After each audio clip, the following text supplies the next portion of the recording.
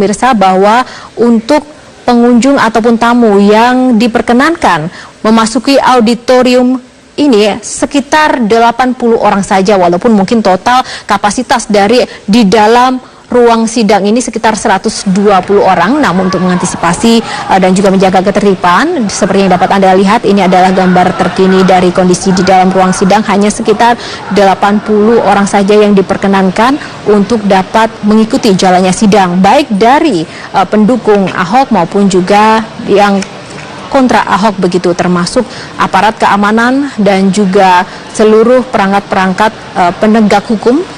Dan sekaligus juga nanti untuk media sendiri juga akan diberikan ruang-ruang khusus hanya sekitar 10 menit sebelum sidang dimulai.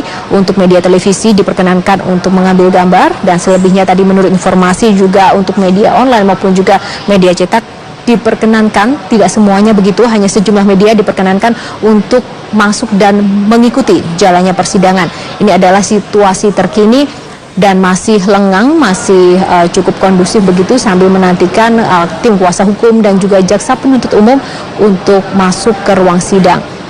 Dan seperti yang tadi kita juga sempat ketahui bahwa Basuki Cahayapurnama beserta rombongan sendiri kali ini juga tidak melewati pintu karyawan seperti yang terjadi pada pekan lalu, tapi untuk kali ini memasuki pintu C, yang artinya ini sudah lebih kondusif karena pintu C ini juga pintu yang disiapkan untuk jalur keluar masuk untuk seluruh perangkat atau penegak hukum yang akan mengikuti jalannya sidang di auditorium ini. Dan dari sisi keamanan tadi juga dapat dilihat, walaupun memang lebih ketat, tapi dari luar maupun juga dalam area sidang ini kondisi tertib begitu. Tidak ada gesekan ataupun kericuhan yang terjadi sejak tadi pantauan tim kami di lapangan sejak pagi tadi. Dan ini adalah kondisi di dalam gedung Kementerian Pertanian. Setiap pengunjung yang akan memasuki ruang sidang harus diperiksa barang bawaannya terlebih dahulu, dan juga diperiksa terlebih dahulu kartu identitas atau yang memiliki ID card khusus. Hanya yang memiliki ID card khusus saja yang boleh untuk mengikuti sidang di dalam auditorium. Dan ini adalah proses bagaimana petugas memeriksa seluruh pengunjung yang akan memasuki ruang sidang. Terlepas ini adalah karyawan dari Kementerian Pertanian sendiri ataupun juga pengunjung.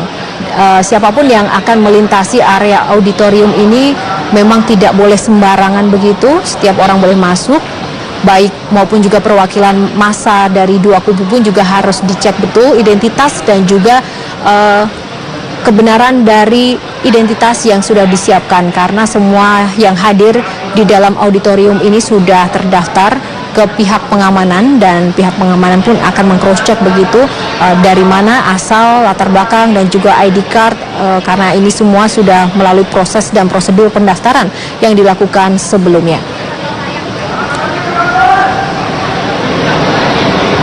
Ya, kita masih akan menantikan dimulainya sidang kelima dengan agenda pemeriksaan saksi terdakwa Basuki Cahayapurnama, di mana saksi dari pihak jaksa penuntut umum ini nanti akan dihadirkan 5 orang saksi seperti yang sudah disampaikan oleh rekan-rekan kami di lapangan tadi. Ada 5 orang saksi: Pedri Kasman, Wilyudin Abdul Rashidani, Muhammad Burhanuddin, Irena Handono, dan Ibnu Baskoro yang merupakan saksi pelapor. Dan kita juga masih akan menantikan kedatangan Ketua Majelis Hakim, dan saat ini sudah sekitar pukul 9:15 dan dijadwalkan sebenarnya sidang dimulai pada pukul 9, artinya terjadi keterlambatan dimulainya sidang sekitar 15 menit.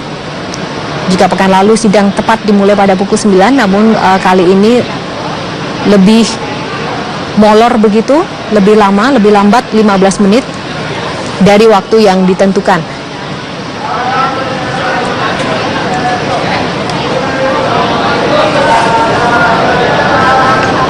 Yang kelima kali ini dapat Anda lihat, dan menurut informasi juga yang kami terima, bahwa sidang saat ini sudah dimulai, pemirsa.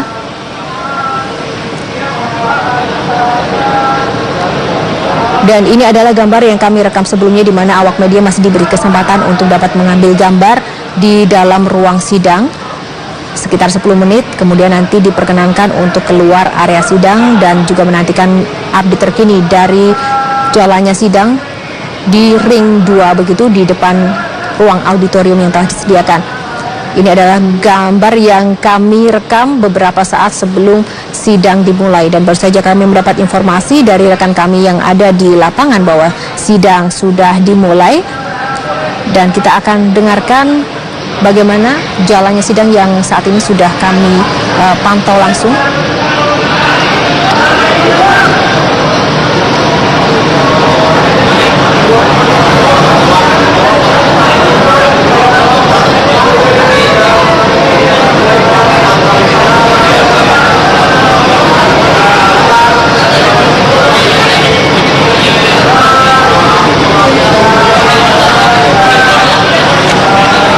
Ya, pemirsa, ini adalah sekali lagi gambar yang kami rekam dan kami masih menantikan bagaimana suasana terkini jalannya sidang karena di satu sisi ada aturan yang kemudian ditentukan begitu bahwa sidang yang berlangsung tidak diperkenankan bagi media televisi untuk menyiarkannya secara live demi proses hukum, kelancaran proses hukum dan juga objektivitas keterangan saksi itu sendiri. Sehingga kami masih menantikan gambar atau visual jalannya sidang yang saat ini sedang berlangsung dan ini adalah majelis hakim yang dipimpin oleh Dwi Arso Budi Santiarto, hakim ketua yang memimpin jalannya sidang. Basuki Cahayapurnama, kita akan mendengarkan tadi bagaimana majelis hakim memulai sidang kali ini.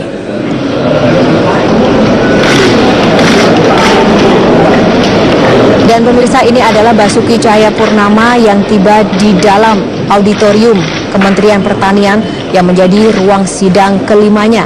Ini adalah sidang kelima dengan agenda pemeriksaan saksi Basuki Cahayapurnama.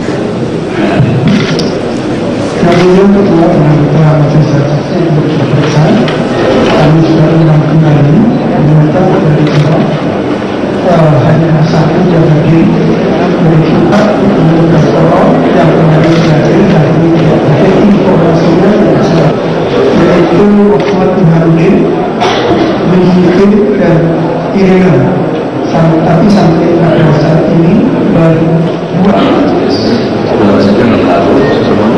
Kita akan memeriksa saksi dan kemarin nanti satu sudah dia dan kita berikan kepada bisa memeriksa saksi atau tidak dan saya ingatkan nanti untuk kameramen supaya tidak sedangkan keluar kecuali wartawan tulis, wartawan cetak.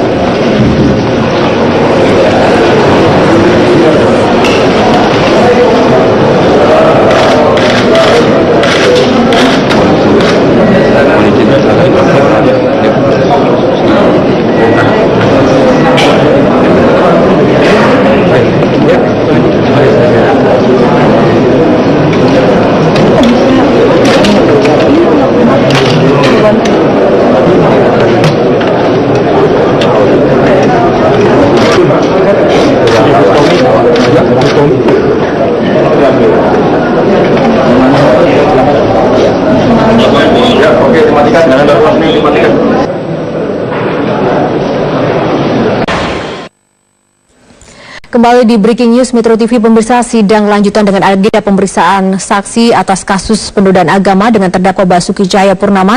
Dan kali ini sudah bersama saya pakar hukum pidana Jamin Ginting. Selamat pagi, Bung Jamin Ginting. Pagi, Mbak. Kali ini masih lanjutan pemeriksaan saksi dengan saksi-saksi yang kemarin belum sempat hadir begitu. Ya. Dan saksi-saksi yang diajukan oleh jaksa penuntut umum ini ada saksi pelapor juga begitu. Baik. Sejauh mana kemudian kekuatan hukum untuk lanjutan pemeriksaan terhadap saksi-saksi kali ini menurut Anda? Ya, saya kira apa yang sudah dihadirkan pada sidang keempat kemarin menunjukkan bahwasannya JPU masih menghadirkan saksi-saksi yang melihat tetapi tidak secara langsung berada pada tempat kejadian perkara. Sehingga kalau menurut saya ini merupakan bukan saksi yang melihat sendiri, mendengar sendiri kejadian tersebut, tetapi dia melaporkan karena ada unggahan video dari Pemkot Jakarta, DKI, lalu itu yang dilaporkannya. Jadi dia melihat melalui suatu media perantara. Nah, ini justru yang akan jadi dia tidak melihat suasana, keadaan batin seseorang atau keadaan yang sebenarnya terjadi di sana. Saya kira nanti hakim bisa menilai ini, apakah keterangan ini menjadi kuatnya atau tidak kuat. Karena dalam menilai keterangan seorang saksi, hakim juga harus melihat apakah saksi tersebut melihat sendiri, mendengarkan sendiri, dan mengalami sendiri. Selalu juga saksi harus melihat bagaimana persesuaian antara keterangan-keterangan para pelapor tadi. Jadi kalau ada persesuaian antara pelapor 1, pelapor 2, dan pelapor 3 dan 4, maka ini juga bisa diterima sebagai suatu kesaksian. Lalu dia harus melihat keadaan hidup. Ya, jadi ada faktor saksi dengan keadaan hidup orang tersebut. Apakah keadaan hidup orang tersebut benar-benar bisa menunjukkan bahwasanya keterangannya itu bisa dipercaya atau enggak. Makanya kemarin saya katakan kalau sampai penasihat hukum mempertanyakan latar belakang seseorang saksi ini yang berafiliasi dengan partai politik tertentu atau dukungan terhadap calon tertentu, nah ini juga akan menjadi pertimbangan bagi majelis hakim untuk menilai kualitas daripada kesaksiannya.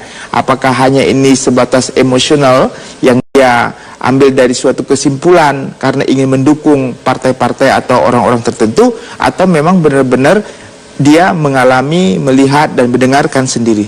Jadi hakim akan memilah-milah mana yang menjadi keterangan yang sifatnya emosional, yang tidak bisa dapat diterima, yang tidak ada kaitan dengan perkara, mana yang benar-benar menunjukkan bahwasanya keterangan ini bisa digunakan dalam persidangan untuk melakukan pemeriksaan terhadap terdakwa tersebut. Ya, jika melihat pada review saksi-saksi dan latar belakangnya pada minggu lalu memang seperti yang tadi Bung Jamil katakan, ada beberapa ketidaksesuaian identitas misalnya dan juga fakta-fakta latar belakang itu. Artinya dari uraian-uraian tadi, kecenderungan itu sebenarnya lebih meringankan atau memberatkan? Kalau hakim kan melihat bagaimana keterangan itu bisa diambil sebagai dasar untuk membuktikan perbuatan daripada terdakwa ini. Nah, untuk membuktikan itu perlu dibuat adanya saksi yang menguatkan. Tetapi kalau nanti keterangan daripada saksi pelapor yang dilihat tidak memberikan kekuatan untuk meyakinkan hakim bisa memutuskan bersalah, maka hakim tidak bisa mengambil itu sebagai dasarnya untuk meyakinkan dia untuk memutuskan. Karena dalam pasal 183 KUHP itu acara mengatakan hakim hanya dapat memutuskan orang telah melakukan tindak pidana jika menemukan dua alat bukti berdasarkan dua alat bukti dan keyakinan. Kalau hakim tidak yakin terhadap keterangan yang disampaikan pelapor tadi karena didasarkan cara hidupnya, latar belakangnya, dan alasan-alasan dia menyampaikan keterangan tersebut tidak memiliki bukti yang kuat, maka hakim tidak bisa menjadikan dasar dasar dia untuk bisa menjadikan itu sebagai dasar keyakinannya. Kalau dia tidak berkeyakinan, maka kesaksian itu dikesampingkan.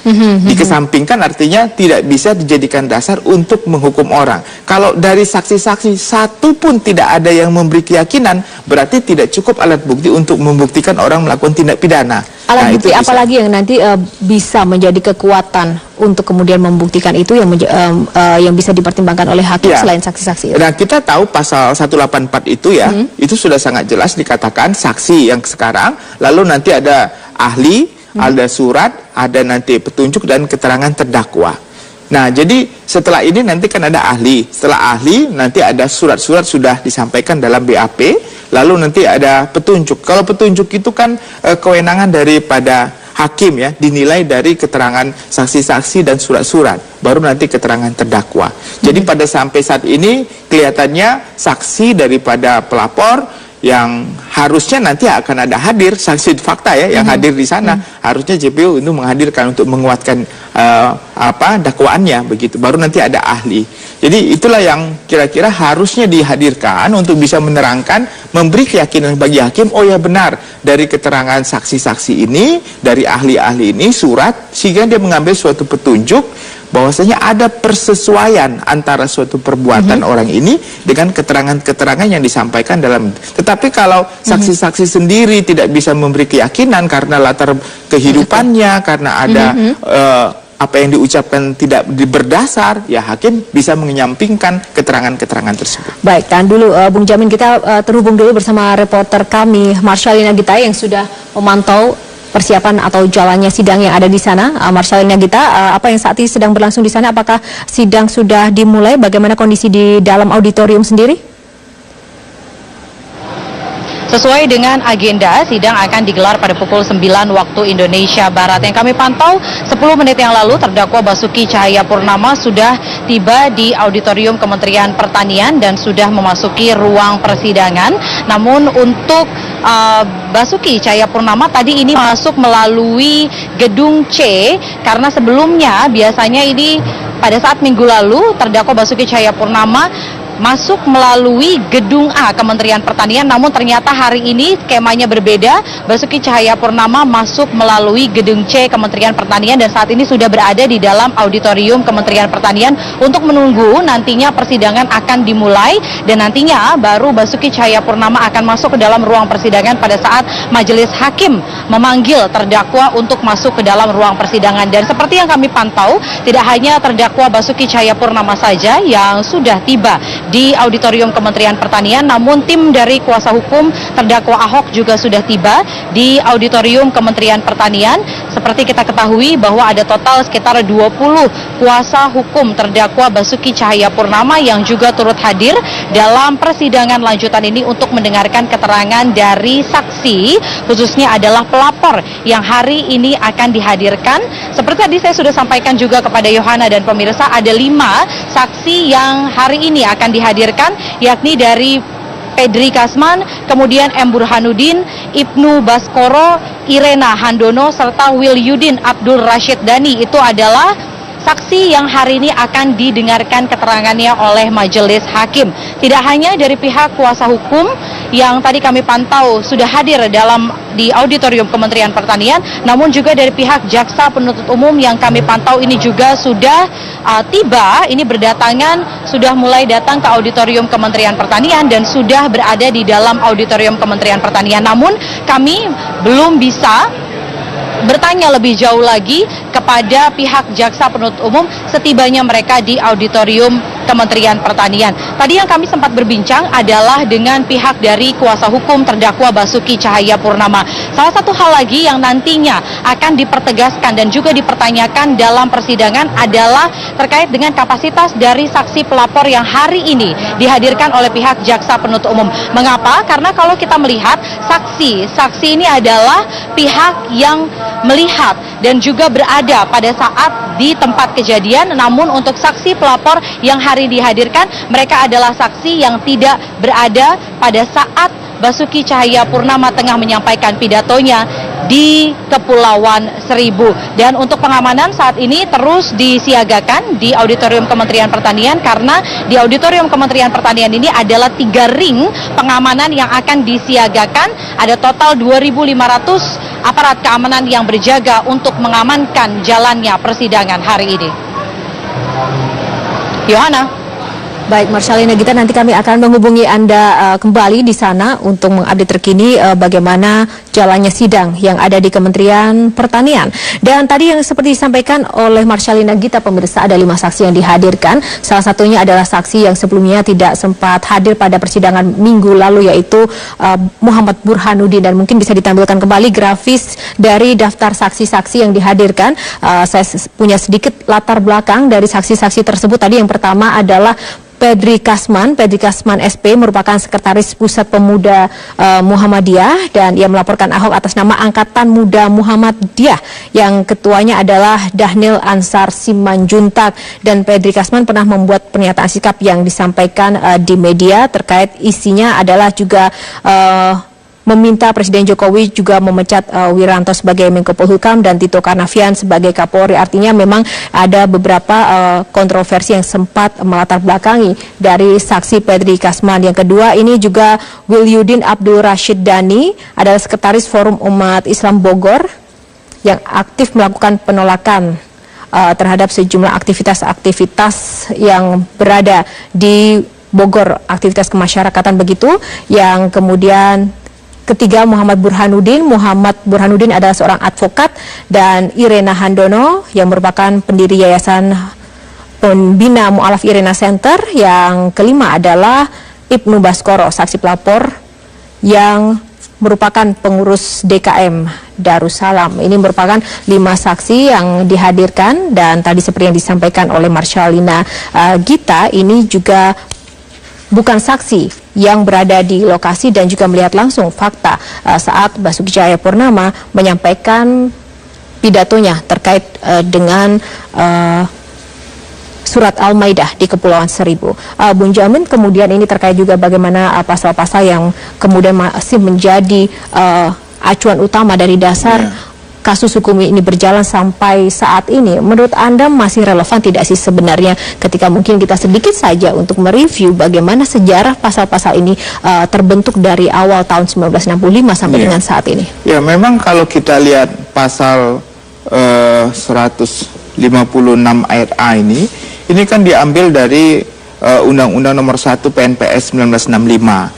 Pada tahun 1965, pada masa pemerintahan Soekarno, itu situasinya berbeda dengan keadaan sekarang pada saat ini.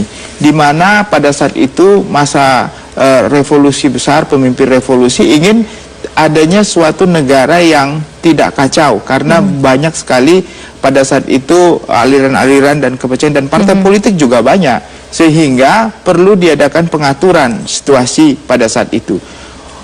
Seiring berjalan, itu dimasukkan dalam suatu undang KUHP. Waktu dimasukkan dalam KUHP sebenarnya banyak pro dan kontra. Nah, kenapa? Karena ini membuat ruang bagi orang-orang tertentu, mainstream atau mayoritas, untuk mengkriminalisasi atau untuk membuat perbedaan dengan aliran-aliran yang lain gitu. Nah, dengan seperti ini maka ada dua, setahu saya, upaya untuk menghapus pasal ini dengan judicial review ke Mahkamah Konstitusi.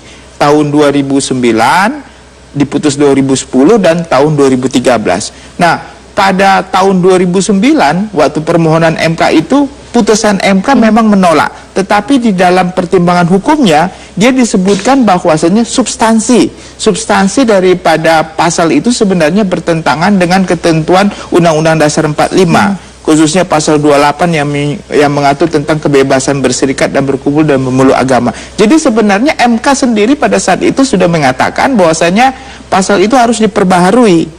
Nah, tetapi karena dia menolak permohonan sehingga tidak ada upaya untuk memperbaiki sampai saat ini. Nah, saya kira kalau pasal ini terus diadakan dalam KUHP, hukum pidana ini yang sekarang masih digodok untuk pembaharuan yang belum selesai, ini terus akan membuang gerak yang menganggap adanya perbedaan-perbedaan agama ini menjadi permasalahan nantinya, seperti begitu. Baik, kita akan lanjutkan Bung Jamin Ginting. Kita jeda dulu, dan kali ini pemirsa tetaplah bersama kami. Breaking News Metro TV masih akan kembali. Jaksa penuntut umum akan menghadirkan 5 orang saksi dalam kasus dugaan penodaan agama pada hari ini. Salah satu saksi yang dihadirkan adalah M. Burhanuddin yang berhalangan hadir pada sidang pekan lalu. Saksi yang dijadwalkan hadir adalah Pedri Kasman, M. Burhanuddin, Ibnu Baskoro, Irena Handoko, dan Wilyudin Abdul Rashid Dhani. Dan sementara dalam persidangan pada Selasa 3 Januari lalu, dari 6 orang saksi yang dijadwalkan hadir, hanya 4 orang yang hadir dalam persidangan, yaitu Novel Khaidir Hasan, Gus Joy Setiawan, Muksin, serta Syamsul Hilal. Muhammad Burhanuddin berhalangan hadir karena sakit, sedangkan Nandi Naksabandi meninggal dunia pada tanggal 7 Desember 2016.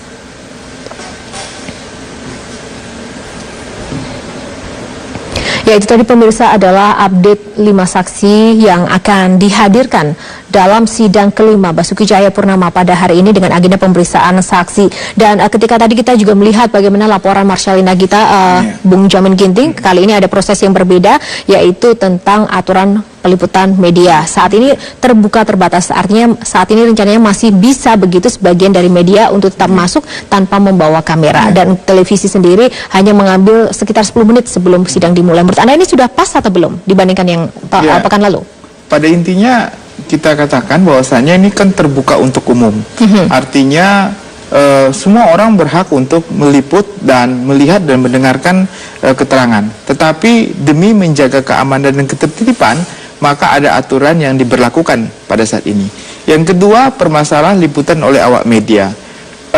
Dalam kesaksian dikhawatirkan orang yang memberi kesaksian akan didengarkan oleh saksi lainnya, sehingga hakim justru meminta supaya jangan real time, supaya nanti orang yang di luar, saksi yang di luar nanti bisa melihat apa yang diucapkan oleh saksi yang sebelumnya. Jadi kalau untuk real time mungkin kita setuju, karena nanti ada persesuaian keterangan saksi satu dengan saksi lainnya. Tetapi untuk peliputan saya kira diserahkan saja. Artinya biarkan saja untuk peliputan tetapi tidak real time. Artinya bisa disiarkan keesokan harinya. Atau juga nanti pengacaranya atau jaksa penuntut umum juga membuat dokumentasi sendiri, karena mereka pasti merekam pembicaraan-pembicaraan yang disampaikan oleh saksi-saksi yang ada. Jadi saya kira masih ada satu hal yang justru media harus diberi kesempatan untuk meliput secara mengambil gambar, tetapi tidak boleh disampaikan secara live atau real time pada saat sidang sedang berlangsung, tapi bisa disiarkan atau dokumentasi bagi awak media untuk hari-hari yang berikutnya untuk diperdengarkan, karena ini kan sudah konsumsi publik ya. Publik sangat pingin sekali untuk melihat bagaimana keterangan orang-orang yang disampaikan itu. Jadi bisa saja artinya publik merasa kecewa kalau tiap hari dia pengen tahu tapi tidak diberi kesempatan untuk bisa melihat apa yang terjadi pada saat itu ya, bukan real time tapi nanti bisa dilihatnya di kemudian hari. Ya, nanti kita masih akan melihat apakah mungkin masih konsisten begitu aturan yang diberlakukan untuk hari ini khususnya bagi peliputan media, karena ini sidang belum dimulai, sekitar pukul 9 nanti rencananya sidang baru akan dimulai. Lalu kemudian dengan melihat berbagai macam prosedur dan juga tata cara yang sudah berlangsung dari sidang pertama sampai dengan kelima pada hari ini, Bung Jamin, menurut Anda itu nanti proses hukumnya akan selesai memakan waktu yang lama tidak? Jangan-jangan nanti seperti sidang Jessica lama sekali ini begitu? Ini kan sudah sidang yang kelima dengan saksi yang puluhan banyak sekali ya. Saksi yang kelima ini kita baru diperlihatkan tentang saksi pelapor. Pelapor ini artinya setiap saat orang bisa melaporkan, termasuk pengacara ya. Ada seperti saya, pengacara bisa juga melaporkan, tetapi kan pengacara tidak boleh diminta keterangan di depan persidangan, karena walaupun dia bisa melapor tapi dia tidak mempunyai kualitas untuk sebagai saksi. Nah, makanya saya katakan tadi ini baru saksi pelapor. Nanti saksi pelapor mungkin jaksa penuntut umum harus menghadirkan juga saksi fakta. Kita tidak tahu berapa jumlah saksi fakta. Lalu ada keterangan ahli. Setelah keterangan ahli baru nanti prosedur tentang tuntutannya sendiri. Jadi saya kira sampai dengan pemilihan Pilkada DKI mungkin ini belum juga selesai diputuskan kalau menurut prediksi saya, kecuali kalau hakim menilai harus diputuskan sebelum pemilu DKI, mungkin setiap seminggu mungkin bisa sampai 3 kali sidang baru bisa sampai pemilu DKI, karena kita tahu Februari kan sudah ada prosedur pemilihan umum. Yang satu lagi yang perlu saya komentari tadi mengenai saksi tadi di pasal 185 di angka 6 huruf D itu jelas dikatakan saksi itu harus dilihat cara hidup dan kesusilaannya ya. Saksi serta segala sesuatu pada umumnya yang dapat mempengaruhi dapat tidaknya keterangan itu dipercaya. Jadi mempengaruhi dapat keterangan itu dipercaya, dipengaruhi apa? Nah tadi kebetulan Pak Ahok cerita tentang dia advokat, bukan advokat, lalu dia bilang pernah ada afiliasi pendukung partai tertentu. Nah ini kan sebagai bahan pertimbangan akhirnya nanti bagi hakim untuk menilai bahwasanya ternyata itu menjadi mempengaruhi dia untuk memberikan keterangan. Nah ini kita harus lebih seksama juga, artinya hakim pasti akan menilai saksi-saksi tersebut ada nggak kaitannya. Hakim akan mencatat gitu. Jadi sebaiknya jangan sampai memberikan saksi yang mempunyai pengaruh untuk mempengaruhi keterangannya. Kalau bisa ya orang-orang yang independen saja yang ada. Ini menarik sekali, Bung Jamin. Nanti kita akan membahas lebih lanjut lagi bagaimana kemudian kita mampu mengkategorikan dan juga menilai cara hidup saksi itu, latar belakangnya seperti apa, dari kebiasaan bagaimana cara menilainya dari sisi hukum itu sendiri. Kita akan bahas lebih lanjut, namun kita jeda dulu pemirsa, tetaplah bersama kami hanya di Breaking News Metro TV. Ya, kembali di Breaking News, sidang lanjutan Basuki Cahayapurnama dengan kasus penodaan agama ini masih berlanjut pada hari ini di Auditorium Kementerian Pertanian, pemirsa. Dan kembali bersama kami kali ini sudah ada Bung Jamin Ginting. Kita lanjutkan, Bung Jamin Ginting. Tadi Anda juga menyebutkan untuk pasal 185 ayat 6 poin D begitu ya, bahwa salah satu hal yang memang harus diperhatikan untuk menilai saksi adalah dari cara hidup, kesusilaan, di mana saksi dan segala sesuatu yang mempengaruhi dapat tidaknya keterangan itu dipercaya. Nah, kemudian terlepas dari nanti hakimlah yang akan menilai, tapi adakah mungkin contoh-contoh yang bisa digambarkan bagaimana kita bisa menilai dari sisi hukum soal kesusilaan dan cara hidup seseorang? Saya ibaratkan saya sebagai hakim, lalu ada orang bersengketa ya, melaporkan seseorang tersebut melakukan suatu tindak pidana contohnya. Lalu saksi yang dihadirkan adalah saksi sebenarnya dia tidak melihat, tetapi dia mendengar cerita orang lain atau dia melihat video. Tetapi saksi yang dihadirkan itu sebenarnya ada kaitannya dengan orang yang melaporkan. Contohnya saksi tersebut adalah keluarganya, sepupunya, ataupun memiliki hubungan keluarga relasi begitu ya. Lalu yang kedua, saksi tersebut ternyata punya kepentingan. Artinya dulu dia pernah meminjam uang kepada saya sebagai pelapor, atau pernah saya mengutangkan ke dia, atau dia ini sebenarnya hidupnya juga nggak bagus. Artinya nggak bagus, artinya hidupnya juga contohnya dia memang punya latar belakang kriminal gitu ya. Dan dia kalau nggak melaporkan, tidak bantu saya, nanti saya bisa laporin dia karena dia dulu pernah melakukan suatu perbuatan yang saya bisa pidanakan. Nah, ini yang mempengaruhi hidup orang untuk memberikan kesaksian.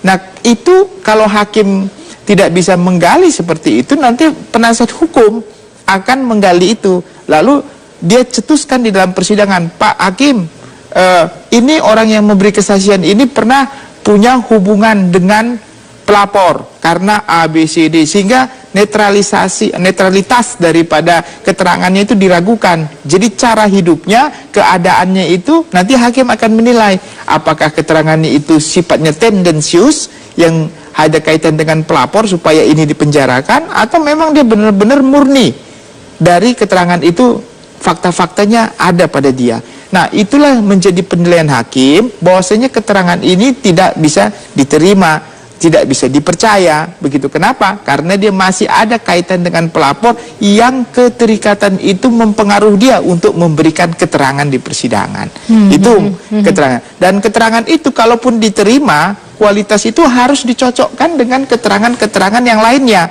Apakah apa yang disampaikan itu ada kaitan dan bersesuaian dengan keterangan-keterangan yang lainnya. Kalau tidak bersesuaian, tidak bisa. Kalau bersesuaian tapi cara hidupnya juga tidak bagus, semua juga yang bersesuaian itu bisa jadi tidak bisa dapat dipercaya sama hakim. Dan inilah sebenarnya ketika agenda pemeriksaan saksi ini menjadi ajang pertarungan sesungguhnya bagi tim kuasa hukum maupun JPU untuk sama-sama saling membuktikan dan juga menggali saksi-saksi itu sejauh mana kredibilitasnya begitu ya? Iya, karena dalam hukum pidana, pembuktian yang paling utama itu bukan surat-surat ya, tetapi keterangan fakta yang dilihat sendiri, yang didengar sendiri oleh para saksi-saksi begitu. Itu yang kunci utama dalam pembuktiannya begitu. Ya, walaupun mungkin dari saksi fakta tidak sebanyak jumlahnya mungkin dari saksi-saksi pelapor seperti ini, itu yang penting kekuatan hukum dan juga keterangan. Artinya di sini saksi fakta jauh lebih tinggi levelnya begitu. Harusnya saksi fakta ini harusnya lebih tinggi kualitasnya dengan pelapor. Asalkan, tapi pelapor boleh juga sepanjang apa yang dilaporkan itu semua laporan itu saling bersesuaian dengan keterangan-keterangan mereka dan didukung oleh bukti surat dan keterangan ahli tadi. Jadi tidak selamanya harus saksi fakta. Kalau faktanya tidak ada yang melihat, tidak ada perbuatan pidana yang bisa dipidanakan begitu. Tetapi walaupun faktanya tidak ada orang yang melihat, tetapi kalau ada pelapor yang saling bersesuaian berdasarkan surat dan saksi-saksi lain itu boleh. Tapi kan kita lihat dalam kasus ini kan pelapor faktanya kan yang lihat sendiri kan banyak, apalagi kalau kita lihat di video itu orang semua hadir di situ. Paling tidak 5 orang saja dijadikan fakta itu untuk hadirkan dalam persidangan, diminta keterangannya. itu sudah sangat cukup saya rasa ya. Menguatkan ya. Baik, pemirsa, kepolisian akan memberi porsi yang berimbang untuk masa yang pro dan kontra terhadap Ahok untuk masuk ke ruang sidang, dan hal ini mengingat kapasitas ruang sidang yang terbatas. Selain itu, Kapolres Jakarta Selatan juga memberikan arahan aturan peliputan bagi para wartawan. Baik dari pihak kelompok massa pendukung dari masing-masing pihak, kita akan berikan porsi yang sama dengan jumlah yang sama. Begitu juga untuk rekan-rekan media, mungkin tidak bisa semua masuk ya, tetapi kita akan atur. Pada prinsipnya tadi sesuai dengan ketentuan aturan yang ditetapkan oleh Pengadilan Negeri, media boleh meliput tetapi tidak boleh mengambil gambar. Mengambil gambar itu hanya pada saat permulaan sidang. Setelah itu akan diberikan kode oleh Bapak Ketua Pengadilan untuk yang membawa alat-alat yang mengambil gambar bisa dikeluarkan, kemudian rekan-rekan media boleh meliput di dalam pelaksanaan sidang. Ya, ini memang ada sebuah treatment dan juga prosedur khusus begitu untuk khusus sidang kasus Ahok ini dengan penodaan agama. Menurut pandangan dari Bung Jamin Ginting untuk kasus penodaan agama seperti ini, bagaimana prosedur dan juga perjalanan pengemasan proses hukum yang sudah berlangsung sampai dengan saat ini sebenarnya sudah sesuai dengan aturan atau mungkin justru tidak? Ya, kalau kita rentetan dari awal ya, mulai dari adanya laporan sampai gelar perkara tertutup terbatas, lalu pengajuan oleh JPU yang dalam waktu sehari langsung masuk ke pengadilan, ini prosesnya super cepat dan super kilat. Super cepat. Jadi, ya, super cepat dan super kilat begitu. Tetapi di persidangan ya tentu tidak seperti itu ya. Harus sesuai dengan prosedur seperti tadi ya. Ada dakwaan, setelah dakwaan ada eksepsi kemarin kita dengar dan seterusnya sampai pemeriksaan saksi. Nah, sebenarnya kasus ini sama saja dengan kasus-kasus yang lainnya, dalam seharusnya diperlakukan sama. Cuma karena kebetulan situasi yang pada saat ini ranah politik kita dalam pemilihan pemilu kada DKI Jakarta, jadi situasinya jadi berbeda. Satu. Yang kedua adalah bahwasanya ini kan sebenarnya kekuatan pembuktiannya itu ada pada bagaimana cara menyatakan bahwasanya telah melakukan penodaan agama sesuai dengan agama tertentu.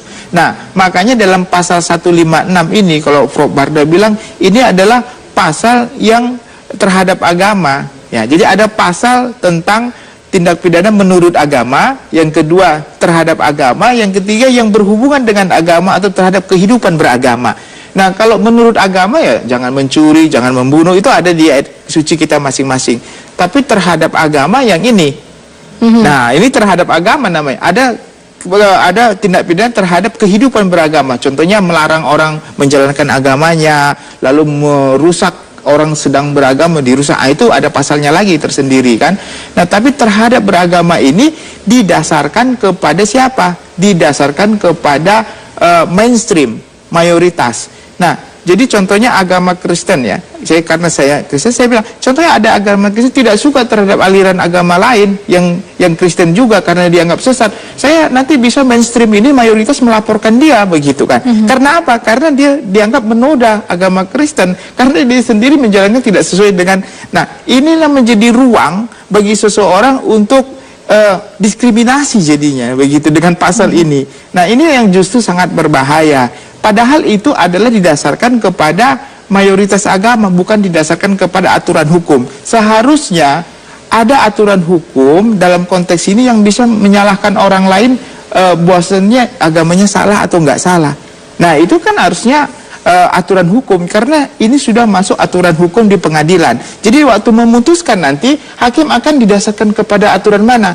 Kalau dia didasarkan kepada perhimpunan contohnya umat Kristen yang menyatakan dia salah, berarti dia tunduk kepada bukan aturan hukum tetapi mainstream, mayoritas. Nah, inilah justru saya katakan ini akan sangat berbahaya. Nanti hakim akan memutuskan ini didasarkan kepada apa sih, bahwasanya orang ini telah melakukan suatu perbuatan penodaan, apakah didasarkan kepada hukum yang berlaku atau kepada suatu kepercayaan tertentu. Nah, kepercayaan tertentu ini hukum bukan. Kalau dianggap sebagai hukum, nanti perbuatan-perbuatan selanjutnya tinggal didasarkan kepada aturan mainstream ini. Dan negara di mana? Pertanyaannya, negara tiada, ada dan tiada. Akhirnya tapi jangan sampai negara kita ada dan tiada untuk kasus-kasus seperti ini. Nanti kita akan bahas lebih lanjut lagi dan juga sekaligus melihat jelang pukul 9 ini sidang Pemeriksaan saksi Basuki Cahayapurnama akan segera dimulai, namun kita jeda dulu pemirsa, tetaplah bersama kami hanya di Breaking News Metro TV.